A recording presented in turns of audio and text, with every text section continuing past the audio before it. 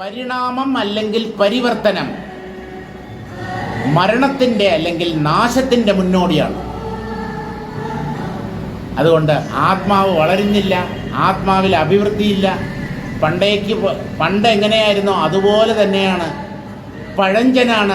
പഴഞ്ചനാണെങ്കിലും അവന് നാശം സംഭവിക്കുന്നില്ല. നമ്മൾ പഴഞ്ചൻ എന്ന് പറയുന്നതൊക്കെ തുരുമ്പിച്ച് ദ്രവിച്ച് ഇല്ലാതായി പോകുന്നതാണ്. അതുകൊണ്ടാണ് പഴഞ്ചൻ എന്ന് പുച്ഛത്തോടു കൂടി നമ്മൾ പറയുന്നത്.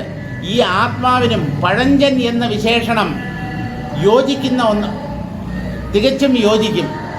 അജോനിത്യ ശാശ്വതോയം പുരാണഹ എന്നുള്ള വാക്കിൻ്റെ പച്ച മലയാളത്തിലുള്ള തർജ്ജമ പഴഞ്ചൻ എന്നാണ് അർത്ഥം. അതാണ് ശരിക്കുള്ള തർജ്ജമ, പഴഞ്ചൻ. അത് ഓൾഡാണ്, പക്ഷേ ഗോൾഡാണ്. Old is gold. സ്വർണം പഴകിയാലും അതിൻ്റെ മാറ്റ് കുറയുമോ? സ്വർണത്തിൻ്റെ വില ദിനം പ്രതി വർദ്ധിച്ചു വരികയാണ്. ഇപ്പോഴെന്തോ ഡ്യൂട്ടി കുറച്ചതുകൊണ്ട്, സ്വർണത്തിൻ്റെ ആ ഡ്യൂട്ടി കുറച്ചതുകൊണ്ട് സ്വർണത്തിൻ്റെ വിലയിൽ അല്പം ഒരു ഇടിവ് സംഭവിച്ചിട്ടുണ്ട്. സാരമില്ല, ഇടിഞ്ഞതിൻ്റെ 10 ഇരട്ടി ഇനി കൂടിക്കോളും. ഈ ലോകത്തുള്ള സ്വർണത്തിൻ്റെ എനിക്ക് തോന്നുന്നത് ഒരു 90% ഭാരതത്തിലാണുള്ളത്. ഇവിടെ സ്വർണം കുഴിച്ചെടുക്കുന്നത് കൊണ്ടല്ല, ലോകത്തുള്ള ഇവിടുന്ന് വിദേശങ്ങളിലേക്ക് പോയിട്ടുള്ള മലയാളികളും മറ്റ് സംസ്ഥാനങ്ങളിലുള്ളവരും സ്വർണം കള്ളക്കടത്തിലൂടെ ഇന്ത്യയിൽ എത്തിക്കുകയാണ് ചെയ്യുന്നത്. പണ്ടൊക്കെയാണെങ്കിൽ സ്ത്രീകളുടെ ശരീരത്തിൽ ഈ സ്വർണം കാണാം. ഇപ്പോൾ ആരെയും വിശ്വസിക്കാൻ പറ്റാത്തത് കൊണ്ട് സ്വർണം കാണണമെങ്കിൽ ലോക്കർ തുറന്നു നോക്കും. ഉള്ള ആഭരണങ്ങളും എല്ലാം കൊണ്ട് വെച്ചിരിക്കുന്നത് ലോക്കറിൻ്റെ ഉള്ളിലാണ്. ഏറ്റവും കൂടുതൽ സ്വർണം ഉത്പാദിപ്പിക്കുന്ന ഒരു രാജ്യങ്ങളിൽ ഒന്നാണ് സൗത്ത് ആഫ്രിക്ക. സൗത്ത് ആഫ്രിക്കയിൽ ധാരാളം. പക്ഷെ അവിടെ പോയി കഴിഞ്ഞാൽ അവിടെ ഒന്നുമില്ല. അവിടെ ഉള്ളവർ പറയുന്നത് നിങ്ങളുടെ നാട്ടുകാരെ എല്ലാം കടത്തി നിങ്ങളുടെ ഭാരതത്തിലേക്ക് എത്തിച്ചു കഴിഞ്ഞു എന്ന്. ഈ സ്വർണത്തോടുള്ള ഭ്രമം, കമ്പം എന്താണിത്? അതിനെ എപ്പോൾ വേണമെങ്കിലും അനായാസേന പണമായി മാറ്റാം എന്നുള്ളത് കൊണ്ടാണ് ഈ സ്വർണത്തിന് എന്നും മൂല്യം ഉള്ളത്. നിലം അതും വിലയുള്ളതാണ്. പക്ഷേ നിലം വിൽക്കണമെങ്കിൽ അതിന് പറ്റിയ കക്ഷികളെ നമ്മൾ തേടി കണ്ടുപിടിക്കണം. പിന്നെ അതിൻ്റെ രജിസ്ട്രേഷനായി കുറച്ച് പൈസ ക്യാഷ് അല്ല, കുറച്ച് പൈസ ക്യാഷ്, കൂടുതൽ പൈസ ബ്ലാക്ക്. അതായത് വിൽപ്പത്രത്തിൽ കാണിക്കുന്ന എമൗണ്ട് കുറച്ച്. കാരണം അത് മാത്രമല്ലേ ഇൻകം ടാക്സുകാർ പരിശോധിച്ചാലും ഇത്ര രൂപയ്ക്ക് വിറ്റിട്ടുണ്ട്, അപ്പോൾ ഇത്ര രൂപ ക്യാപിറ്റൽ ഗെയിൻസ് എന്ന് പറയും. അല്ലാതെ ബ്ലാക്കായിട്ട് കൊടുത്തത് ഇങ്ങനെയല്ലേ ബ്ലാക്ക് വെളുപ്പിക്കുന്നത് ആൾക്കാർ? എനിക്കൊരു തെറ്റിദ്ധാരണ ഉണ്ടായിരുന്നു പണ്ട്, ഈ ബ്ലാക്ക് മണി എന്ന്. ഞാൻ വിചാരിച്ചത് ആ നാണയമോ നോട്ടോ അതൊക്കെ കറുത്തിട്ടുണ്ടാവും, അതിലൊക്കെ കരി പുരണ്ടിരിക്കും, അതുകൊണ്ടാണ് അതിനെ ബ്ലാക്ക് മണി എന്ന് പറയുന്നത്. അങ്ങനെയൊക്കെ തെറ്റിദ്ധാരണ ഉണ്ടായിട്ടുണ്ട്. കാരണം ആ കൺസെപ്റ്റ് എന്താണ് ഈ, അതുപോലെ കരിഞ്ചന്ത, ബ്ലാക്ക് മാർക്കറ്റ്, അതുപോലെ കരിമ്പട്ടിക, ബ്ലാക്ക് ലിസ്റ്റ് എന്ന് പറഞ്ഞാൽ കുറ്റവാളികൾ, കൊലപാതകികൾ, അതായത് വാണ്ടഡ് ലിസ്റ്റിൽ പോലീസ് മറ്റ് ഇവരൊക്കെ പോലീസും പട്ടാളവും ഒക്കെ അന്വേഷിക്കുന്ന ആളുകളെയാണ് ബ്ലാക്ക് ലിസ്റ്റിൽ ഉൾപ്പെടുത്തിയിരിക്കുന്നത്. ഇപ്പോൾ കരിമ്പട്ടിക, കരിഞ്ചന്ത, കള്ളപ്പണം, ഇതിൻ്റെ ഒന്നും അർത്ഥം അറിയത്തില്ല. ടാക്സ് കൊടുക്കാത്ത, ടാക്സ് വെട്ടിച്ച പൈസയാണ് കള്ളപ്പണം എന്നതുകൊണ്ട് ഉദ്ദേശിക്കുന്നത്. ടാക്സ് എന്ന് പറയുന്ന കൺസെപ്റ്റ് തന്നെ അന്ന് അറിയത്തില്ല. അപ്പോൾ അങ്ങനെയുള്ള തെറ്റിദ്ധാരണകൾ ധാരാളം ഉണ്ടായിരുന്നു. സർവസ്യൈവ ഹിമം ശീതം ഉഷ്ണോഗ്നിർ മധുരം പയഃ. എല്ലാവർക്കും ഹിമം അല്ലെങ്കിൽ മഞ്ഞ് തണുത്തത് തന്നെയാണ്, അഗ്നി ചൂടുള്ളതുമാണ്, പാൽ മാധുര്യമുള്ളതുമാണ്. ചിന്മാത്രസ്യ അവതാതസ്യ കീതൃകന്യത്വമത്രതോ. ഈ പ്രപഞ്ചം ഭ്രമമാണെങ്കിലും മിഥ്യയാണെങ്കിലും ഇതിനകത്ത് ഒരടുക്കും ചിട്ടയുണ്ട്. അഗ്നി തൻ്റെ സ്വഭാവത്തെ മാറ്റുന്നില്ല. പണ്ടും അഗ്നി ചൂടുള്ളതായിരുന്നു, ഇപ്പോഴും അത് ചൂടുള്ളതായി തന്നെ തുടരുന്നു. ജലം തണുപ്പുള്ളതാണ്, നമ്മൾ ചൂടാക്കിയാൽ മാത്രമേ അത് ചൂടുള്ളതാകത്തുള്ളൂ. പ്രകൃതിയിൽ കിട്ടുന്ന എന്ന് വെച്ച് ചൂട്, ഈ ഹോട്ട് സ്പ്രിങ്സ് എന്ന് നമ്മൾ പറയത്തില്ലേ, അവിടെ ഭൂമിക്കടിയിൽ നിന്നും ചൂടുവെള്ളം ഇങ്ങനെ ഊറി വരുന്നുണ്ട്, ഊറ്റുപോലെ വരുന്നുണ്ട്. അതല്ല, സ്വാഭാവികമായി നദികളിലും കുളങ്ങളിലും കിണറിലും കടലിലും ഒക്കെ ഉള്ളത് തണുത്ത ജലമാണ്. അപ്പം അങ്ങനെ ഒരു ക്രമം, ഒരു ഡിസിപ്ലിൻ, അതിനെയാണ് സിസ്റ്റം എന്ന് പറയുന്നത്. എവിടെ ഒരടുക്കും ചിട്ടയും ഉണ്ടോ, പഞ്ചഭൂതങ്ങൾ ജഡങ്ങളാണ്, ആ ജഡങ്ങളെ അടുക്കും ചിട്ടയോടും കൂടി ഇങ്ങനെ പരിവർത്തിപ്പിച്ചുകൊണ്ടിരിക്കുന്ന ഒരു ജഗതീശ്വരൻ ഉണ്ടായേ പറ്റൂ. Wherever there is a system, there should be a system administrator. System administrator, ഇതൊക്കെ കമ്പ്യൂട്ടറുമായിട്ട് ബന്ധപ്പെട്ട വാക്കുകളാണ്. Who is the system administrator എന്ന് പറഞ്ഞാൽ ഈ കമ്പ്യൂട്ടറിൽ ജോലി ചെയ്യുന്ന പലരും ഉണ്ടാവും, പക്ഷേ ഇവരെയൊക്കെ നിയന്ത്രിക്കുന്ന അയാളെ, ഇവർക്ക് എന്തൊക്കെ ഫെസിലിറ്റീസ് കൊടുത്തിട്ടുണ്ടോ അത് വെച്ചുകൊണ്ട് മാത്രമേ ഇവർക്ക് അവരുടെ കമ്പ്യൂട്ടറിൽ ജോലി ചെയ്യാൻ പറ്റൂ. അയാളെയാണ് സിസ്റ്റത്തെ, ഈ മൊത്തം എൻ്റയർ കമ്പ്യൂട്ടർ സിസ്റ്റത്തെ തൻ്റെ അധീനതയിൽ വെച്ചിരിക്കുന്നവൻ, അതിനെയൊക്കെ നിയന്ത്രിക്കുന്നവൻ. ഇപ്പോൾ സിസ്റ്റത്തെ നമ്മൾ കാണുന്നു, സിസ്റ്റം അഡ്മിനിസ്ട്രേറ്ററെ കാണുന്നില്ല. പക്ഷെ അങ്ങനെ ഒരാളുണ്ടാവണം, അല്ലെങ്കിൽ ഇതൊന്നും സിസ്റ്റമായി സിസ്റ്റമാറ്റിക്കായി പ്രവർത്തിക്കുകയില്ല. കഴിച്ച ആഹാരം ദഹിക്കുന്നില്ലേ, മലമൂത്രങ്ങളായി അവ വേർതിരിയുന്നില്ലേ, ആ ആഹാരത്തിലുള്ള പോഷകാംശങ്ങൾ രക്തവും മാംസവും മജ്ജയും അസ്ഥിയും എല്ലാമായി മാറുന്നു. നമ്മൾ വല്ലതും ഇത് അറിയുന്നുണ്ടോ? നമ്മൾ രക്തം ഉത്പാദിപ്പിക്കാൻ എന്തെങ്കിലും ചെയ്യുന്നുണ്ടോ? വിശപ്പ് പോലും നമ്മൾ വിചാരിച്ചാൽ നമുക്കുണ്ടാക്കാൻ പറ്റില്ല. വിശന്നാൽ നമ്മൾ ഭക്ഷണം കഴിക്കും, ദാഹിച്ചാൽ വെള്ളം കുടിക്കും. ദാഹം ഇല്ലാത്ത സമയത്ത് നിങ്ങൾ ദാഹത്തെ ഒന്ന് ഉണ്ടാക്കി കാണിക്കൂ നോക്കട്ടെ. വിശപ്പുണ്ടാക്കാൻ പറ്റുമോ നിങ്ങൾക്ക്? ഇതൊക്കെ സ്വാഭാവികമായി സംഭവിച്ചാലുണ്ട്, അത്രയേ ഉള്ളൂ. പക്ഷേ ഇതൊക്കെ സ്വാഭാവികം, ഇതൊക്കെ പ്രകൃതി, എവറിത്തിങ് ഈസ് നേച്ചർ, അങ്ങനെ പറഞ്ഞിട്ട് കാര്യമില്ല. നേച്ചറിൽ സിസ്റ്റമാറ്റിക് ആയിട്ടാണ്, അടുക്കും ചിട്ടയോടും കൂടിയാണ് കാര്യങ്ങൾ നടക്കുന്നത്. ഋതുഭേദങ്ങൾ, കർക്കിടക മാസം എന്ന് പറഞ്ഞു കഴിഞ്ഞാൽ അസുഖം വന്നിരിക്കും, കർക്കിടക കഞ്ഞി കുടിച്ചിരിക്കും. അല്ല, ഈ മാസം, ഈ കർക്കിടക മാസം പോലെ എന്തുകൊണ്ടാണ് മറ്റു മാസങ്ങളില്ലാത്തത്? മഴക്കാലമാണെങ്കിൽ മഴ പെയ്യുന്നു, വേനൽക്കാലത്ത് ചൂട് കൂടുന്നു, അതുപോലെ തണുപ്പ് കാലത്ത് തണുപ്പ് വർദ്ധിക്കുന്നു, ദിനരാത്രങ്ങൾ മാറി മാറി വരുന്നു. ആരാണപ്പാ ഇതിന് ഉത്തരവാദി? ഒരു ഉത്തരവാദി ഉണ്ട്, അത് ഉറപ്പാക്കാം. ഇല്ല എന്ന് പറയാൻ പറ്റില്ല. ഇങ്ങനെ പലതും ഈ ലോകത്തിൽ, മനുഷ്യ ശരീരത്തിലായാലും ബാഹ്യ ലോകത്തിലായാലും എല്ലാം അടുക്കും ചിട്ടയോടും കൂടി നടക്കുന്നു. ഇല്ല, ഇടയ്ക്ക് ചിലതിൻ്റെ താളം തെറ്റുന്നുണ്ടല്ലോ. യുവാക്കൾക്ക് ഹൃദയാഘാതം സംഭവിക്കുന്നുണ്ടല്ലോ. വയസ്സായവർ നല്ല ആരോഗ്യത്തോടു കൂടി കഴിയുന്നുണ്ടല്ലോ. അത് അവനവൻ്റെ കയ്യിലിരിപ്പ് കൊണ്ട് സംഭവിക്കുന്നു. അതിന് ഈശ്വരനല്ല, അതാത് ജീവൻ്റെ കർമ്മഫലം, അതാണ് ശരീരരൂപത്തിൽ ഈശ്വരൻ അതാത് ജീവന് നൽകുന്നത്.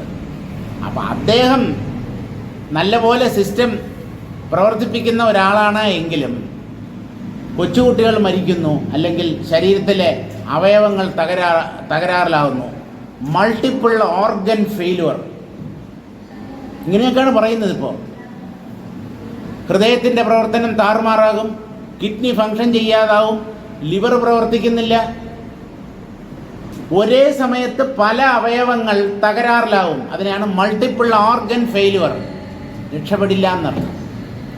എന്തുകൊണ്ട്? സിസ്റ്റം അഡ്മിനിസ്ട്രേറ്റർ അങ്ങനെയാണ് തീരുമാനിച്ചിരിക്കുന്നത്. അല്ല, എന്നോട് മാത്രം എന്തുകൊണ്ട് ആ ജഗദീശ്വരൻ ഈ ക്രൂരത കാണിക്കുന്നു എന്ന് ചോദിച്ചാൽ തൻ്റെ കയ്യിലിരിപ്പ്. തനിക്ക് ഈ ശരീരത്തിൽ ഇത്രയും കൊല്ലമേ ജീവിക്കാനുള്ള അർഹതയുള്ളൂ. ഇനി നീ വേറൊരു ശരീരത്തിൽ പ്രവേശിച്ച് അവിടെ ഇരുന്ന് നിന്റെ വിക്രിയകൾ കാണിച്ചോ. ഇപ്പോൾ ജനനവും ജീവിതവും മരണവും ഒന്നും നമ്മുടെ നിയന്ത്രണത്തിലല്ല. ഈ കാര്യം മനസ്സിലാക്കുന്ന ഒരാളുടെ ഉള്ളിൽ അഹങ്കാരം എങ്ങനെ ഉപശമിക്കാതിരിക്കും? നമ്മൾ യഥാർത്ഥ ഈശ്വര തത്വത്തെ തിരിച്ചറിയുന്നില്ല എന്നുള്ളതാണ് വാസ്തവം. അതുകൊണ്ടാണ് അഹങ്കാരികളായി ചുറ്റിത്തിരിയുന്നത്. ഇവിടെയുള്ളവരെ അല്ല പറഞ്ഞത്, പുറത്തുള്ളവർ. മനുഷ്യരുടെ ഉള്ളിലെ അഹങ്കാരം വർദ്ധിക്കാൻ കാരണം അവൻ വേണ്ടവണ്ണം ഈശ്വര തത്വത്തെ ചിന്തിച്ച് മനസ്സിലാക്കുന്നില്ല.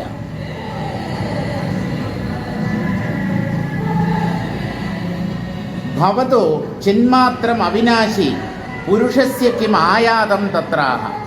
ഈ ചൈതന്യം അല്ലെങ്കിൽ ആത്മാവ് അനശ്വരമായ ഒന്നാണ് എന്ന് പറയുമ്പോൾ അത് ഞങ്ങൾ അംഗീകരിക്കാം, അതങ്ങനെ ആയിക്കോട്ടെ. അതുകൊണ്ട് മനുഷ്യർക്ക് എന്താണ് മെച്ചം? തന്നാശേ അഗ്രേ സൃഷ്ടിരേവ ന സ്യാത് അസാക്ഷിക സർഗ അസിദ്ധേരിത്യാഹ.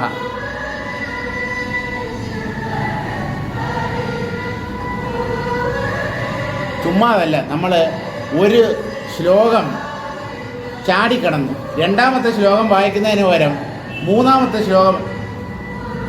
മൂന്നാമത്തേതും നാലാമത്തേതുമാണ് വായിച്ചത്. സാരമില്ല, ഇപ്പോഴെങ്കിലും അത് ശ്രദ്ധയിൽപ്പെട്ടല്ലോ. രണ്ടാമത്തെ ശ്ലോകം ഇതാണ്: താവൻ മാത്രം ച പുരുഷഃ കദാചിത് സ ന നശ്യതി യദി നശ്യതി ചിന്മാത്രം ഭൂയോ ജായേത കിം കഥം. താവൻ മാത്രം ച പുരുഷഃ.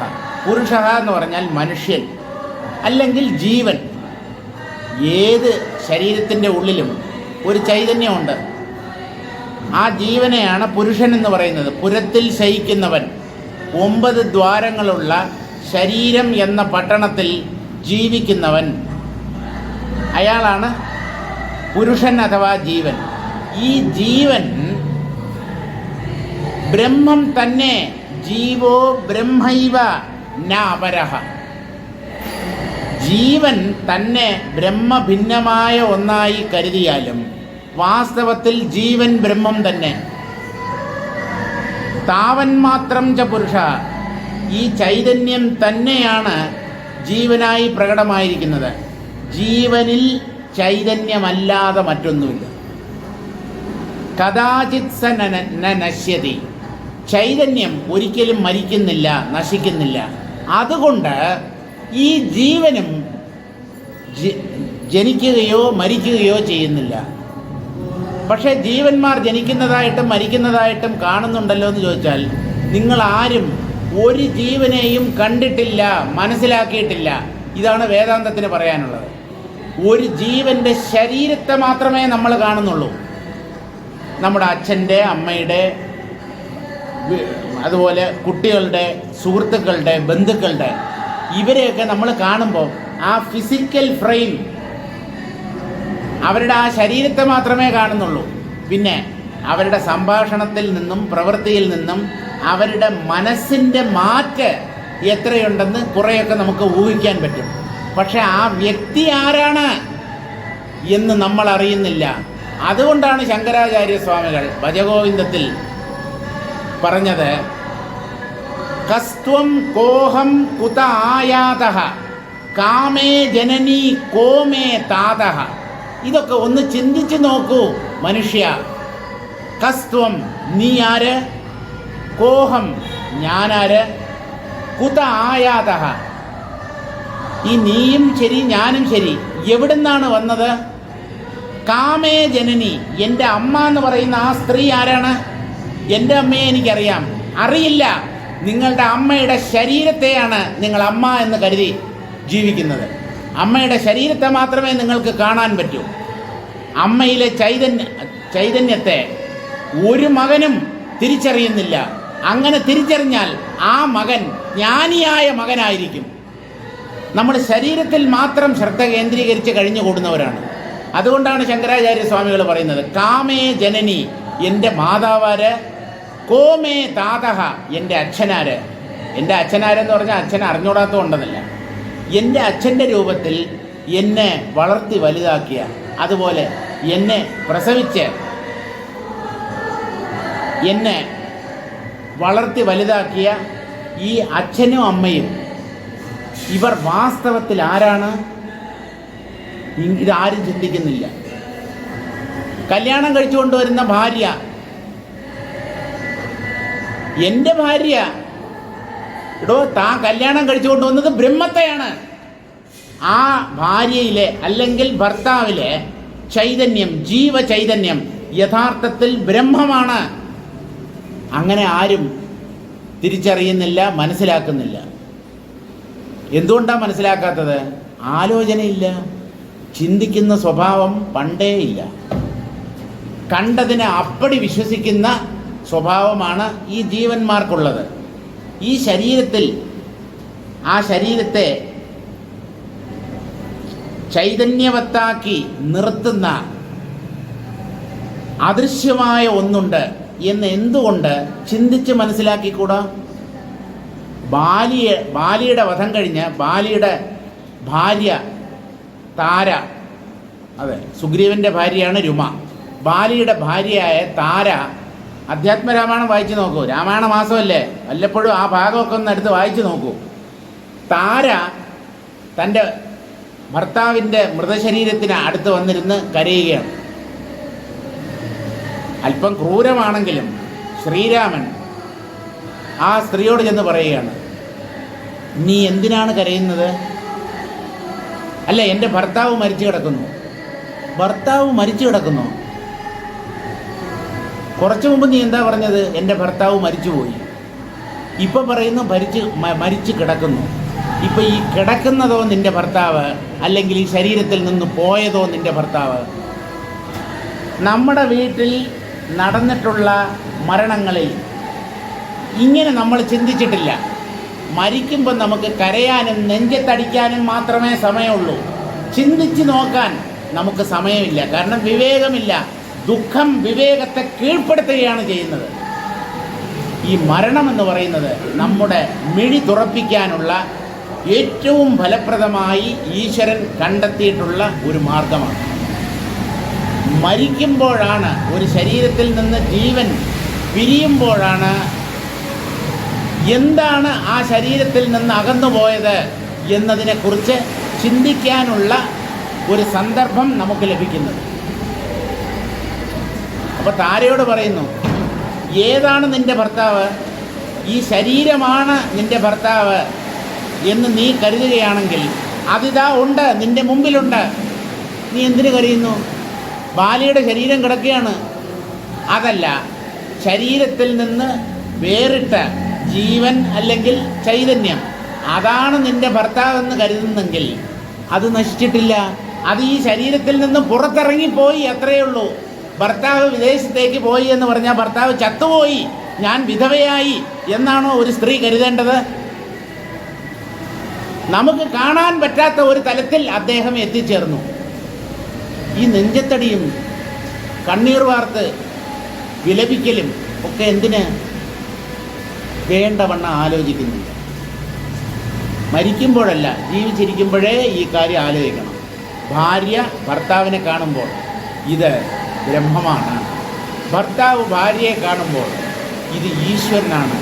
കാരണം ആ ശരീരത്തിനുള്ളിലുള്ള ചൈതന്യം അത് ഈശ്വരാംശം തന്നെയാണ്, അല്ലെങ്കിൽ ഈശ്വരൻ തന്നെയാണ്. കുട്ടികൾ, ഈ രണ്ടുപേരും ദാമ്പത്യ ജീവിതം നടത്തിയപ്പോൾ ജനിച്ച ശരീരങ്ങളാണ് കുട്ടികൾ. അവയുടെ ഉള്ളിലുള്ള ചൈതന്യത്തെ ഒരു മാതാവിനും പിതാവിനും സൃഷ്ടിക്കാൻ സാധ്യമല്ല.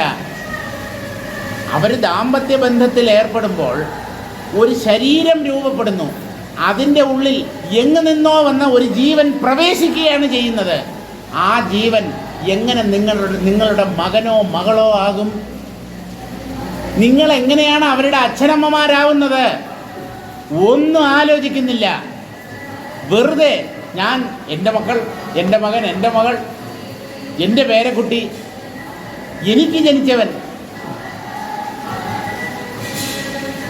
തമിഴിൽ പറയും എൻ രക്തത്തിൻ രക്തമേ. അങ്ങനെ രക്തത്തിൻ രക്തം എന്ന് പറഞ്ഞാൽ രക്തത്തിൻ്റെ രക്തം. അപ്പം അത്ര കണ്ട് അടുപ്പമുള്ള ഒരു ബന്ധമാണ്. ശരീരത്തിലുള്ള രക്തമാണ് ബീജമായി മാറുന്നത്. ഈ ബീജമാണ് ഒരു സ്ത്രീ ശരീരത്തിൽ പ്രവേശിച്ച് ഒരു ശിശുവായി രൂപപ്പെടുന്നത്. അതുകൊണ്ടാണ് നമ്മൾ ഇതിനെയൊക്കെ രക്തബന്ധം എന്ന് പറയുന്നത്. ഭാര്യാഭർത്തൃബന്ധം രക്തബന്ധമല്ല, വിവാഹബന്ധമാണ്. രക്തബന്ധം എന്ന് പറഞ്ഞാൽ നമ്മുടെ ജ്യേഷ്ഠൻ, നമ്മുടെ സഹോദരന്മാർ, സഹോദരികൾ, ഒരച്ഛനും അമ്മയ്ക്കും ജനിച്ച കുട്ടികൾ, അവർക്ക് മാത്രമേ രക്തബന്ധമുള്ളൂ. മറ്റുള്ളതൊക്കെ താലിബന്ധമാണ്, അല്ലെങ്കിൽ വിവാഹബന്ധമാണ്. നമ്മൾ ഇതൊന്നും ചിന്തിക്കാൻ മെനക്കെടാറില്ല. അതിനൊന്നും നമുക്ക് സമയമില്ല.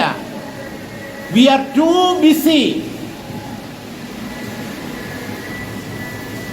നമ്മൾ തിരക്കിട്ട ഒരു ജീവിതത്തിലാണ് പോയിക്കൊണ്ട്, ആ തിരക്കിട്ട ജീവിതമാണ് നമ്മൾ നയിച്ചുകൊണ്ടിരിക്കുന്നത്. അപ്പോൾ ഇങ്ങനെയുള്ള കാര്യങ്ങളൊക്കെ അല്പം സാവകാശം കിട്ടുമ്പോൾ, നമുക്ക് ഫ്രീ ടൈം കിട്ടുമ്പോൾ, വിശ്രമവേളകൾ കിട്ടുമ്പോൾ, ആ സമയത്ത് ടി വിയും വാട്സപ്പും ഒന്നും നോക്കിയിരിക്കാതെ ഇങ്ങനെയുള്ള കാര്യങ്ങൾ ചിന്തിക്കാനായി വിനിയോഗിക്കണം. ചിന്തിക്കുന്നതിലൂടെയാണ് ഈ ആത്മതത്വം വേർതിരിഞ്ഞ് കിട്ടുന്നത്. പാലിൽ നിന്ന് നേരിട്ട് വെണ്ണ എടുക്കാൻ പറ്റില്ല. പാൽ ആദ്യം ഉറയൊഴിക്കണം, ഉറയൊഴിച്ച് തൈരാക്കണം. തൈര് കടഞ്ഞാണ് വെണ്ണ എടുക്കുന്നത്. കുറച്ച് പണിയുണ്ട്, കുറച്ച് പ്രയാസമുണ്ട്. പാല് ഉറയൊഴിച്ച ഉടനെ തൈരാവില്ല, അത് കുറച്ച് സമയമാവും. ആ ഫെർമെൻറ്റേഷൻ, അത് പുളിക്കാൻ, ബാക്ടീരിയ അതിൽ പ്രവർത്തിക്കാൻ കുറേ സമയമാവും. അങ്ങനെ തൈരായി മാറിയതിന് ശേഷം മാത്രമേ നിങ്ങൾക്ക് കടഞ്ഞ് വെണ്ണ എടുക്കാൻ പറ്റൂ. കാലേന ആത്മനി വിന്ദതി. ഈ ജ്ഞാനം പോലും അങ്ങനെയാണ്. നിങ്ങൾ എത്ര യോഗവാസിഷ്ടം കേട്ടാലും, ഭഗവത്ഗീത എത്ര പ്രാവശ്യം വായിച്ചാലും, ഏതൊക്കെ സത്സംഗങ്ങളിൽ ചെന്ന് നിങ്ങളിരുന്നാലും, ഈ ജ്ഞാനം പ്രകാശിക്കാൻ കുറേ ടൈം എടുക്കും. ഇന്നാ പിടിച്ചോ എന്ന് പറഞ്ഞിട്ട് പെട്ടെന്ന് അത് നേടാൻ പറ്റില്ല. കാലം കൊണ്ട് നേടപ്പെടേണ്ടതാണ് ജ്ഞാനം. തത്സ്വയം യോഗസംസിദ്ധ കാലേന ആത്മനി വിന്ദതി. അത് രണ്ടാമത്തെ വരിയാണ്.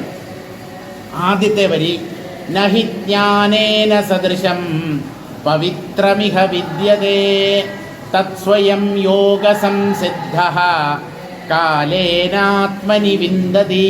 അർജുന, നിനക്ക് ഞാൻ ഗീത ഉപദേശിച്ചിരുന്നു. ഇത് തീരുമ്പോഴേക്കും നീ ജ്ഞാനിയായിട്ട് ലോകത്തെ മുഴുവൻ ഉദ്ധരിക്കാൻ കഴിവുള്ള ഒരു വ്യക്തിയായി മാറും എന്നൊരു വ്യാമോഹം എനിക്കില്ല.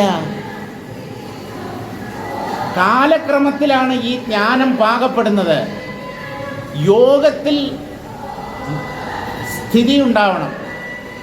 നിരന്തരം യോഗസ്ഥിതിയിൽ, യോഗം എന്ന് പറഞ്ഞാൽ ചേർച്ച, മനസ്സ് ആത്മതത്വത്തെ തന്നെ ചിന്തിച്ചുകൊണ്ട് കഴിയണം.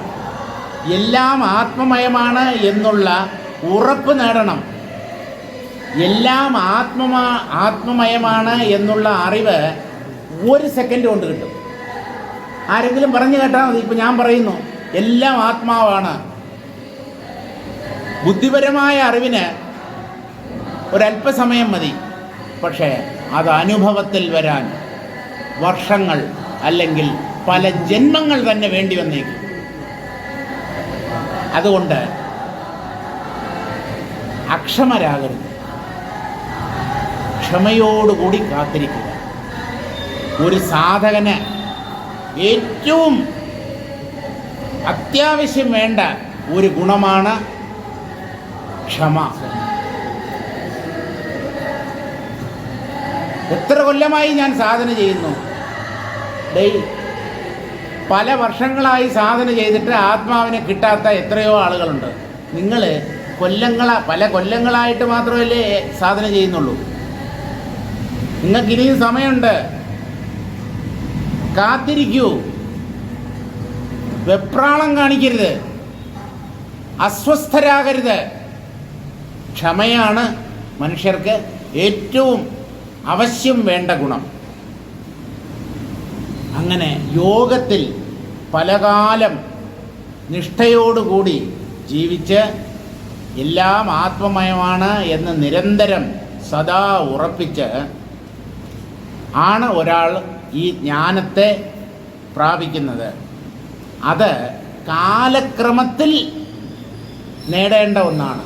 തത്സ്വയം കാലേനാത്മനി വിന്ദതി തത്സ്വയം യോഗസിദ്ധ. ഈ ജ്ഞാനത്തെ പോലെ പവിത്രമായ മറ്റൊന്നും ഈ ലോകത്തില്ല. ഈ ലോകത്തെന്നല്ല, ഈ 14 ലോകങ്ങളിലുമില്ല. ഏറ്റവും ശ്രേഷ്ഠമായത് ജ്ഞാനമാണ്. ബ്രഹ്മത്തെക്കുറിച്ചുള്ള അറിവിനെയാണ് ജ്ഞാനമെന്ന് പറയുന്നത്. മറ്റുള്ളതൊക്കെ അജ്ഞാനത്തിൻ്റെ വകഭേദങ്ങൾ. ജ്ഞാനം എന്ന് പറഞ്ഞാൽ ആത്മജ്ഞാനം, ബ്രഹ്മജ്ഞാനം എന്നാണ് അർത്ഥം. അതുപോലെ പവിത്രമായ മറ്റൊന്നും എവിടെയുമില്ല അർജുന. ആ ജ്ഞാനം നിരന്തരമായ യോഗസ്ഥിതിയിൽ കഴിഞ്ഞ് കാലക്രമത്തിൽ ഒരു വ്യക്തി നേടിയെടുക്കുന്ന ഒന്നാണ്. അതുകൊണ്ട് ആ സമയം വരുന്നത് വരെ കാത്തിരിക്കുക. മനസ്സ് മടുക്കരുത് എന്നാണ് പറയുന്നത്. അയ്യോ, എൻ്റെ ജീവിതം അവസാനിക്കാൻ പോകുന്നു, എനിക്ക് വയസ്സായി, പ്രായമായി, ഇനി എനിക്ക് തത്വവിചാരം ഒന്നും ചെയ്യാൻ പറ്റില്ല, സാധന ചെയ്യാൻ പറ്റില്ല എന്ന് പറയൂ. തത്വവിചാരം ചെയ്യാൻ പറ്റില്ല എന്ന് മാത്രം പറയരുത്. നമുക്ക് ബുദ്ധിഭ്രമം സംഭവിച്ചില്ലെങ്കിൽ തത്വവിചാരം അവസാന നിമിഷം വരെ നമുക്ക് തുടരാവുന്നതാണ്. കർമ്മം ചെയ്യാൻ പറ്റില്ല, ശരീരം തളർന്നു പോകും, തല ചുറ്റും, കാലിടറും, ബാലൻസ് തെറ്റും. ബുദ്ധിയുടെ ബാലൻസ് തെറ്റാതെ നോക്കിയാൽ മതി. ബുദ്ധി എപ്പോഴാണ് ബാലൻസ്ഡ് ആയിട്ടിരിക്കുന്നത് എന്ന് ചോദിച്ചാൽ ആത്മതത്വത്തിൽ ലഗ്നമായിരിക്കുമ്പോഴാണ് ബുദ്ധി സ്ഥിരമായി നിൽക്കുന്നത്. അതിന് ശരീരത്തിൻ്റെ തളർച്ച ഒരു പ്രശ്നമേ അല്ല. അതുകൊണ്ട് വയസ്സായ ആൾക്കാർ, വയസ്സായ ഒരമ്മ എന്നോട് പറഞ്ഞു, നിങ്ങൾ ഈ വലിയ വലിയ കാര്യങ്ങളൊക്കെ പറയുന്നു, എനിക്ക് 72 വയസ്സായി, വിധവയാണ്, ഇനിയിപ്പോൾ ഈ തത്വവിചാരമൊക്കെ ചെയ്ത് ഞാൻ എന്നാണ് മോക്ഷം നേടുക? ഞാൻ പറഞ്ഞു, അമ്മ വിഷമിക്കണ്ട, ഇതിനെ ജീവിത ലക്ഷ്യമായി അംഗീകരിക്കൂ, ഈ ആത്മാവിനെ തന്നെ ചിന്തിക്കൂ. ഈ ആത്മജ്ഞാനമാണ് എൻ്റെ ജീവിത ലക്ഷ്യം. ഇതിനെ ലക്ഷ്യമായി അംഗീകരിച്ചാൽ ഈ ജന്മത്തിൽ ആത്മജ്ഞാനം കിട്ടിയില്ലെങ്കിൽ പോലും അടുത്ത ജന്മത്തിൽ ഈ ജ്ഞാനം കൂടുതൽ ഉറപ്പിക്കാൻ അനുയോജ്യമായ ഒരു സാഹചര്യം ജഗതീശ്വരൻ നിങ്ങൾക്ക് തരും. പ്രീതി വാങ്ങിക്കൂ, ഞാൻ ഗ്യാരണ്ടി എന്ന് പറഞ്ഞതുപോലെ ഭഗവാന്റെ വാഗ്ദാനമാണ്.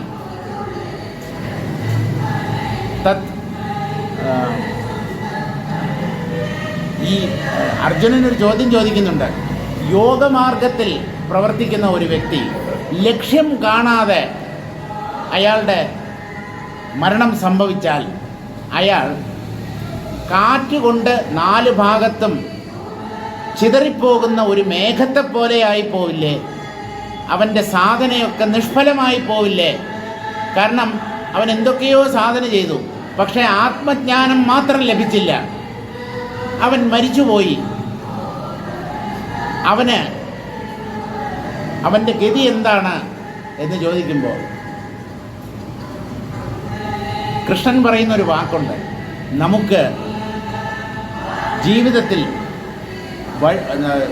നമുക്ക് വഴി കാണിച്ചു തരുന്ന ഒരു മഹാദീപമായി ആ വാക്കുകൾ നമ്മുടെ മുമ്പിൽ പ്രകാശിച്ചു നിൽക്കും. അതാണ് നഹി കല്യാണകൃത് കശ്ചിത് ദുർഗതിം താത ഗച്ഛതി. നന്മ ചെയ്യുന്നവൻ, നന്മയുടെ വഴിയിൽ സഞ്ചരിക്കുന്നവൻ, അവന് ഒരിക്കലും ദുർഗതി വരില്ല അർജുന. ഏതാണ് നന്മയുടെ വഴി? ജ്ഞാനത്തിൻ്റെ വഴിയാണ് നന്മയുടെ വഴി. ജ്ഞാനത്തെക്കാളും വലിയ ഒരു നന്മ ഒരു വ്യക്തിക്ക് ലഭിക്കാനില്ല. അതുകൊണ്ട് ആ ജ്ഞാനത്തെ, പരമാത്മ സാക്ഷാത്കാരത്തെ ലക്ഷ്യമാക്കി മുമ്പോട്ട് പോകുന്ന ഒരു വ്യക്തി, അയാൾക്ക് ഒരിക്കലും ദുർഗതി വരില്ല. ഐ പ്രോമിസ് യു, ഞാൻ ആണയിട്ട് പറയുന്നു, സത്യം ചെയ്യുന്നു എന്ന്. അപ്പോൾ ആ വ്യക്തിക്ക് എന്ത് സംഭവിക്കുമെന്ന് ചോദിച്ചാൽ, അയാൾ സത്യത്തെയാണ് ലക്ഷ്യമാക്കി യാത്ര ആരംഭിച്ചത്. ലക്ഷ്യത്തിലെത്താൻ കഴിഞ്ഞില്ല, ഇടയ്ക്ക് നിന്നുപോയി. ഈ തത്വവിചാരം എന്ന് പറയുന്നത് അങ്ങേയറ്റം ഒരു പുണ്യപ്രവൃത്തിയാണ്. ഇത് പലർക്കും അറിയില്ല. നമ്മൾ പുണ്യപ്രവൃത്തി എന്ന് പറയുന്നത് ദാനം, ധർമ്മം, ഈശ്വരാരാധന, അന്യന് ഉപകാരം ചെയ്യുക, ദീനന്മാരോട് കരുണ കാണിക്കുക, ഇതൊക്കെയാണ് പുണ്യകർമ്മം എന്നാണ് നമ്മൾ ധരിച്ചു വച്ചിരിക്കുന്നത്.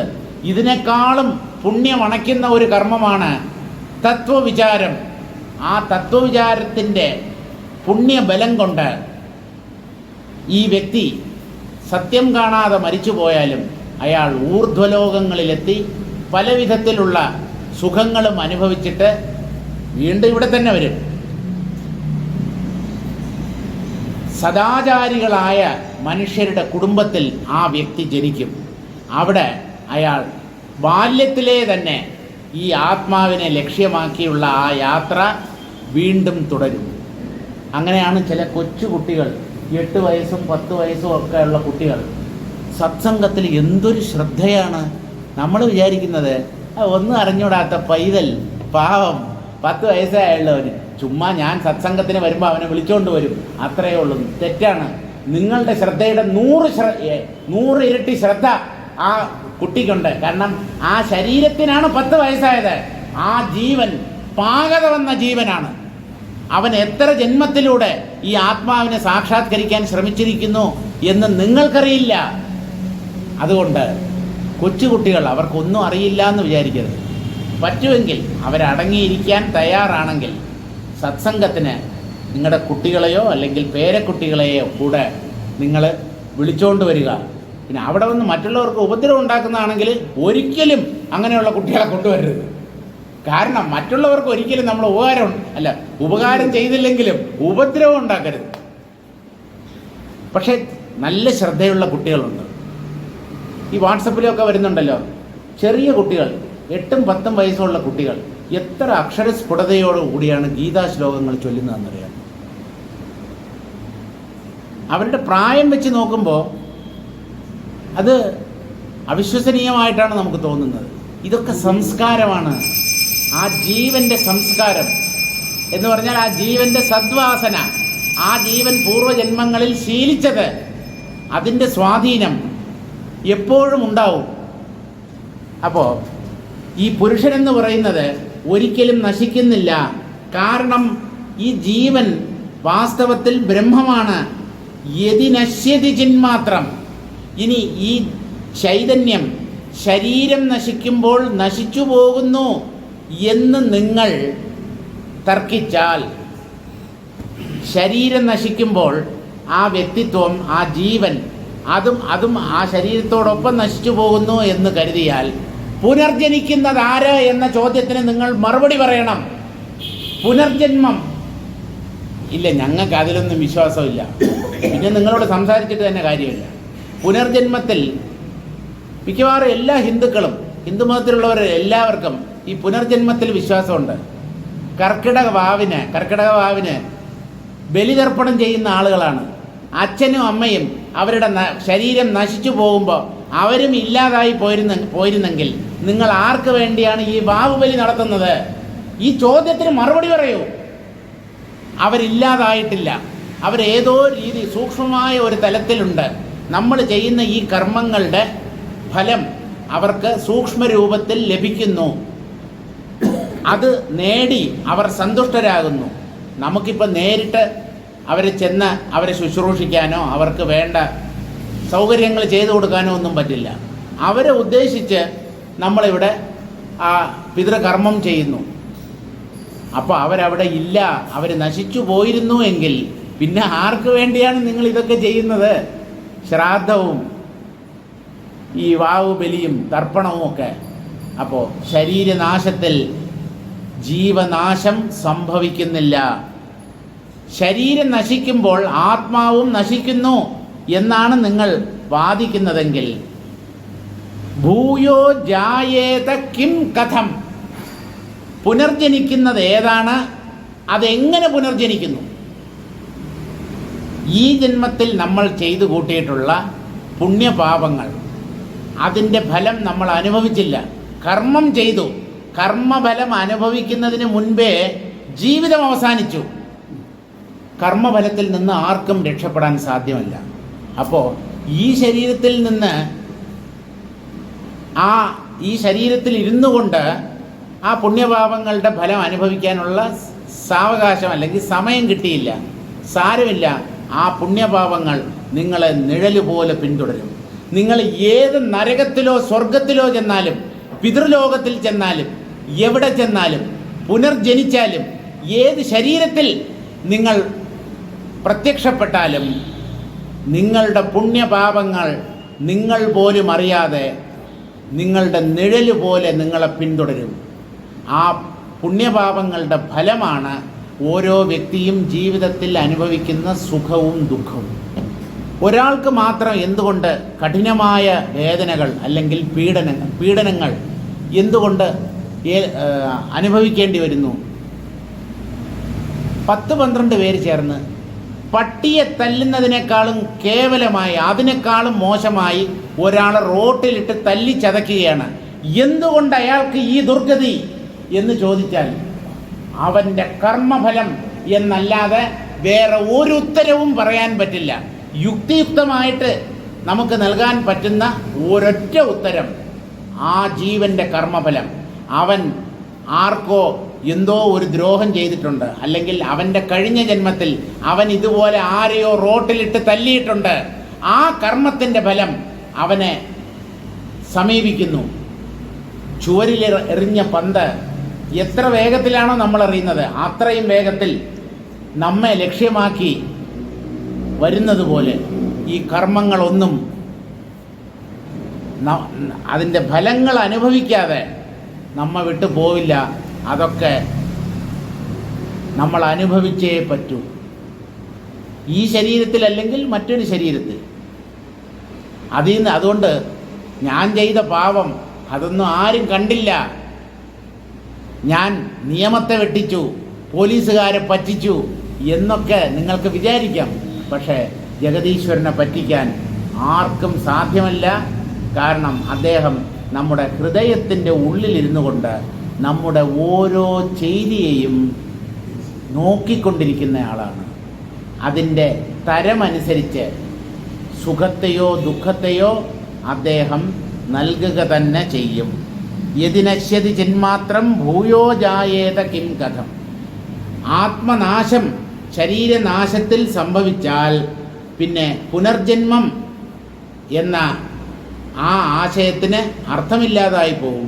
പുനർജന്മത്തെ നമ്മുടെ പുരാണങ്ങളും ഇതിഹാസങ്ങളും വേദങ്ങളും അംഗീകരിക്കുന്നു. നിങ്ങൾക്കതിൽ വിശ്വാസമില്ലാതിരിക്കാം, നിങ്ങൾക്ക് ഈശ്വരനിൽ തന്നെ വിശ്വാസം ഇല്ലാതിരിക്കാം. അതുകൊണ്ട് ഈശ്വരൻ ഇല്ലാതാവുമോ? അഗ്നിക്ക് ചൂടുണ്ടെന്ന് ഞാൻ വിശ്വസിക്കുന്നില്ല. നിങ്ങളുടെ വിശ്വാസം ആവശ്യമില്ല. തീയിൽ കൈകൊണ്ട് വയ്ക്കൂ, കൈകൊള്ളും. അഗ്നിയുടെ സ്വഭാവമാണ് പൊള്ളിക്കുക എന്നുള്ളത്. അതിൽ നമ്മുടെ വിശ്വാസത്തിന് ഒരു പ്രസക്തിയുമില്ല. ഭവതോ ചിന്മാത്രം അവിനാശി പുരുഷസ്യ കിം ആയാതം തത്രാഹ. ഈ ചൈതന്യം അവിനാശിയാണ്, നാശമില്ലാത്ത ഒന്നാണ് എന്ന് അങ്ങ് പറയുന്നു. ആയിക്കോട്ടെ, അതുകൊണ്ട് ജീവൻ എന്താണ് മെച്ചം എന്ന് ചോദിച്ചാൽ തന്നാശേ അഗ്രേ സൃഷ്ടിരേവ ന സ്യാത് അസാക്ഷിക സർഗ അസിദ്ധേരിത്യാഹ. ഈ ആത്മാവ് നശിക്കുന്നുവെങ്കിൽ ഒരു സൃഷ്ടി അവസാനിച്ച് അടുത്ത സൃഷ്ടി എങ്ങനെയാണ് സംഭവിക്കുന്നത്? ഒരു ശരീരനാശത്തിന് ശേഷം പുനർജനിക്കുന്നത് അതല്ല പറയുന്നത്. ഒരു പ്രപഞ്ച സൃഷ്ടി, ഈ പ്രപഞ്ചം നശിച്ചു. അടുത്ത പ്രപഞ്ചം എങ്ങനെയാണ് ആവിർഭവിക്കുന്നത്? അതിനെ സൃഷ്ടിക്കുന്നത് ആര്? അപ്പോൾ ഈ പ്രപഞ്ച വിലയത്തിൽ അല്ലെങ്കിൽ പ്രപഞ്ചനാശത്തിൽ എന്തോ ഒന്ന് നശിക്കാതെ ബാക്കി ഉണ്ടാവണം. അതാണ് അടുത്ത സൃഷ്ടിക്ക് തുടക്കം കുറിക്കുന്നത്. അങ്ങനെയല്ലേ കരുതാൻ പറ്റൂ ന്യായമായിട്ടും. അപ്പോൾ ഈ ചിത്ത് നശിക്കാത്ത ഒന്നായിരിക്കണം, അല്ലെങ്കിൽ അടുത്ത സൃഷ്ടി, പുതിയ സൃഷ്ടി ഒരിക്കലും സംഭവിക്കുകയില്ലായിരുന്നു. ആ സൃഷ്ടിയെ അനുഭവിക്കാൻ കുറേ ജീവന്മാരും ഉണ്ടാവണം. ജീവന്മാരുടെ ഭോഗത്തിന് വേണ്ടിയാണ് ഈശ്വരൻ സൃഷ്ടിക്കുന്നത് എന്നാണ് നമ്മുടെ ശാസ്ത്രങ്ങൾ പറയുന്നത്. ജീവന്മാരുടെ ഭോഗത്തിന് എന്ന് പറഞ്ഞാൽ മരണത്തിലൂടെ ഈ ജീവൻ നശിക്കാതിരുന്നാലല്ലേ പുനർജന്മത്തിൽ ഭോഗങ്ങളെ അനുഭവിക്കാൻ പറ്റൂ. ഭോഗങ്ങളെന്ന് പറഞ്ഞാൽ സുഖവും ദുഃഖവും രണ്ടും പെടും അതിനകത്ത്. അപ്പോൾ ജീവന്മാരും നശിക്കുന്നില്ല, പ്രപഞ്ച സൃഷ്ടാവായ ഈശ്വരനും നശിക്കുന്നില്ല. നാശം എന്നുള്ളത് ഇവിടെ സംഭവിക്കുന്നേ ഇല്ല. രൂപപരിണാമം, രൂപം മാറിയാൽ മാലയുടെ രൂപത്തിലിരുന്ന സ്വർണം വളയുടെ രൂപത്തിലായി. ഇവിടെ സ്വർണം നശിച്ചു, രൂപം മാറി. തൂക്കി നോക്കിയാൽ നേരത്തെ ഉണ്ടായിരുന്ന അത്രയും ഗ്രാം അല്ലെങ്കിൽ അത്രയും പവൻ ഉണ്ടാവും.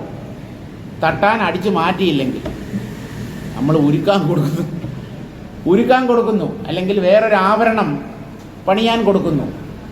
ഇപ്പോൾ നമ്മൾ കൊടുത്ത അതേ ആഭരണം, അതേ തൂക്കം തന്നെ ഈ പുതിയ ആഭരണത്തിലെ സ്വർണത്തിനും ഉണ്ടാവണം, അല്ലെങ്കിൽ അയാൾ അടിച്ചു മാറ്റിയെന്നർത്ഥം. ഇപ്പോൾ ഇവിടെ കൂടുതൽ കുറവ് സംഭവിക്കുന്നില്ല.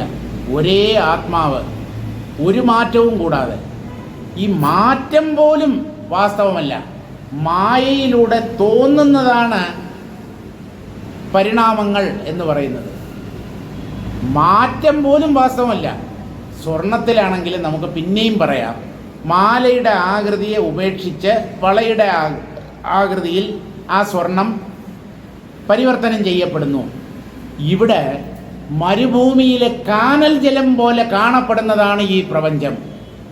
അപ്പോൾ കാനൽ ജലത്തിൽ ഉണ്ടെന്ന് തോന്നുന്ന അലകളും കുമിളകളും എങ്ങനെ വാസ്തവമാവും? ഇത് വെറും മിഥ്യയാണ്. അങ്ങനെയുള്ള ഈ മിഥ്യാപ്രപഞ്ചത്തിൽ മരണം ഒരിക്കലും നമ്മെ ദുഃഖിപ്പിക്കരുത്. തൻ്റെ മരണത്തെ ഓർത്തോ അല്ലെങ്കിൽ തൻ്റെ കുടുംബാംഗങ്ങളുടെ മരണത്തെ ഓർത്തോ ആരും ദുഃഖിക്കേണ്ട കാര്യമില്ല. പക്ഷേ ദുഃഖം വന്നു പോകും, വന്ന് പോകും, വരും. കുറച്ച് സമയം മനസ്ഥലത്തിൽ തങ്ങി നിൽക്കും, അത് കഴിഞ്ഞ് അതിൻ്റെ പാട്ടിന് പോകും. അപ്പം അതുകൊണ്ട് നമ്മൾ ബാധിക്കപ്പെടണോ? വന്നു പോകുന്നവ നമ്മെ എന്തിന് അസ്വസ്ഥമാക്കണം? അങ്ങനെ നല്ല വിവേകത്തോടുകൂടി, വീണ്ടും വിചാരത്തോടുകൂടി, തത്വവിചാരത്തിൻ്റെ പശ്ചാത്തലത്തിൽ ഈ ആത്മതത്വത്തെ മനസ്സിലാക്കി ദുഃഖങ്ങളിൽ നിന്ന് കരകയറണം. അത് കഴിഞ്ഞിട്ടുള്ള 2 ശ്ലോകങ്ങൾ നമ്മൾ വായിച്ചു കഴിഞ്ഞു. എന്നാലും കച്ചവടം വലിയ മോശമില്ല. ഇന്നലെ ഒരൊറ്റ ശ്ലോകം മാത്രമാണ് വായിച്ചത്, അതും പൂർത്തിയാക്കാൻ പറ്റിയില്ല അതിൻ്റെ വ്യാഖ്യാനം. ഇന്ന് കൂടെ 3 ശ്ലോകങ്ങളും കൂടെ വായിക്കാൻ പറ്റി. ഇതിൻ്റെ തുടർന്നുള്ള ഭാഗങ്ങൾ നമുക്ക് അടുത്ത ശനിയാഴ്ച വായിക്കാം.